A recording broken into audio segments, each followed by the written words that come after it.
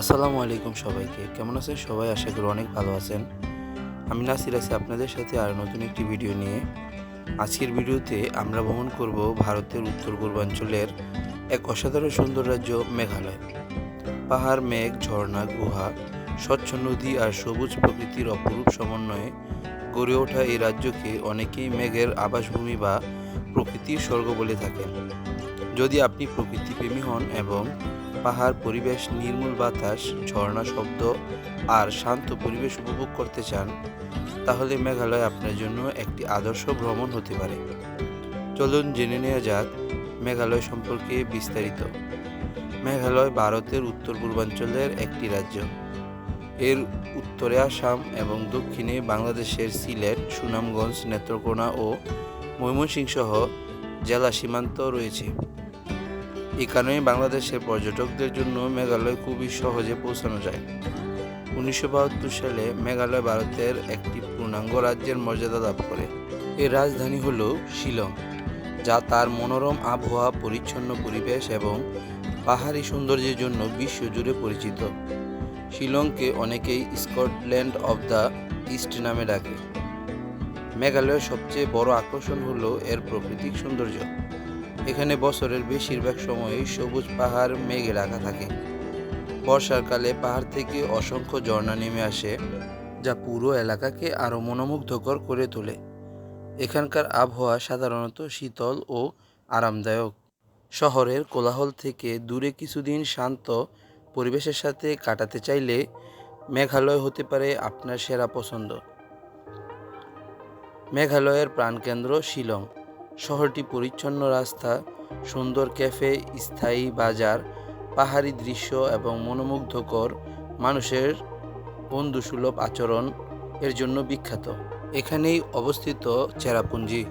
চেরাপুঞ্জি পৃথিবীর অন্যতম সর্বাধিক বৃষ্টিপাতের এলাকা হিসেবে পরিচিত। এখানকার পাহাড়, মেঘ, গভীর উপত্যকা এবং অসংখ্য ঝর্ণা পর্যটকদের মুগ্ধ করে। বর্ষাকালে এর অঞ্চলের সৌন্দর্য যেন আরও কয়েক গুণ বেড়ে যায়। ডাউকি নদী।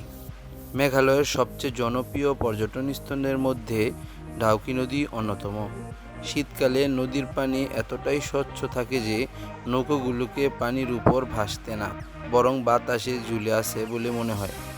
এই নদীর সৌন্দর্য বিশ্বের বহু পর্যটকদের আকর্ষণ করে। Living root bridge. মেঘালয়ের সবচেয়ে অনন্য আকর্ষণ হল জীবন্ত শিকড়ের সেতু বা লিভিং রুট ব্রিজ। স্থায়ী মানুষ শত শত বছর ধরে গাছের শিকড়কে বিশেষভাবে বৃদ্ধি করে এই সেতুগুলো তৈরি করেছে। এই প্রকৃতি ও মানুষের অসাধারণ সহযোগিতায় এটি অনন্য উদাহরণ। এখানে আরও রয়েছে নৌকালিকা জলপ্রপাত। এটি ভারতের অন্যতম উঁচু জলপ্রপাত। উঁচু পাহাড় থেকে নিচে নেমে আসা বিশাল জলধারা এবং চারপাশের সবুজ পরিবেশ পর্যটকদের মুগ্ধ করে। বর্ষাকালে এর সৌন্দর্য আরও বেড়ে যায়। উমিয়াম লেক। শিলংয়ের কাছাকাছি অবস্থিত এই বিশাল হ্রদটি মেঘালয়ের অন্যতম আকর্ষণ। অনেক ভ্রমণকারী সিলেটের তামাবিল সীমান্ত দিয়ে ভারতের ডাউকি হয়ে শিলং প্রবেশ করেন।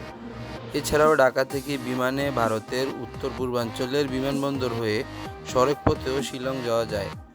ভ্রমণের আগে অবশ্যই ভিসা সতর্ক, সীমান্ত পারাপারের নিয়ম এবং প্রয়োজনীয় কাগজপত্র সম্পর্কে সর্বশেষ তথ্য যাচাই করে নেবেন। কোথায় থাকবেন? শিলং, চেরাপুঞ্জি এবং ডাউকিতে বিভিন্ন বাজেটের হোটেল, গেস্ট হাউস এবং রিসোর্ট রয়েছে।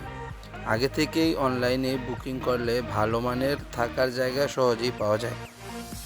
মেঘালয়ের স্থায়ী খাবার দাবারের পাশাপাশি ভারতীয়, চাইনিজ এবং কন্টিনেন্টাল খাবারও সহজেই পাওয়া যায়। শিলং শহরে অনেক ভালো ক্যাফে ও রেস্টুরেন্ট রয়েছে। নিরামিষ ও হালাল খাবারের বিকল্প কিছু এলাকায় পাওয়া যায়। তবে আগে জেনে নেওয়া ভালো, ভ্রমণের সেরা সময় অক্টোবর থেকে এপ্রিল পর্যন্ত। সময় মেঘালয়ে ভ্রমণের জন্য সবচেয়ে উপযুক্ত। এই সময় আবহাওয়া আরামদায়ক থাকে এবং দর্শনীয় স্থানগুলো সবুজে ঘেরা থাকে। বর্ষাকালে ঝর্ণাগুলো সবচেয়ে সুন্দর থাকে, তবে অতিবৃষ্টির কারণে কিছু রাস্তায় পিচ্ছিল হতে পারে। সম্মানিত ভিউয়ার্স, আজকের মতো এই ছিল ভিডিও। যদি ভিডিওটি ভালো লাগে অবশ্যই চ্যানেলটি সাবস্ক্রাইব করে আমাদের সাথে থাকবেন। ধন্যবাদ।